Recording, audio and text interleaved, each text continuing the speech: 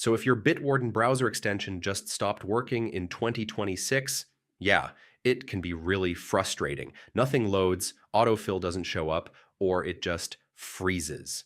Let's fix it step by step. First, fully close your browser and reopen it. Don't just minimize it, actually restart it. A lot of extension issues are just temporary glitches.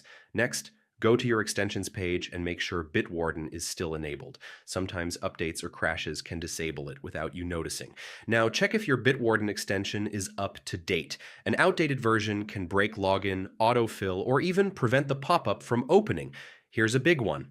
Make sure Bitwarden has permission to access the websites you're using.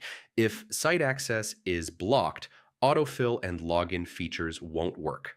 Next, disable other password managers or privacy extensions temporarily. They can conflict with Bitwarden and stop it from working properly. If it's still broken, clear your browser cache. Corrupted data can stop extensions from loading correctly. So yeah, this often fixes weird behavior. Last option, remove the Bitwarden extension and install it again from the store. This resets everything and fixes most stubborn issues. And that's it.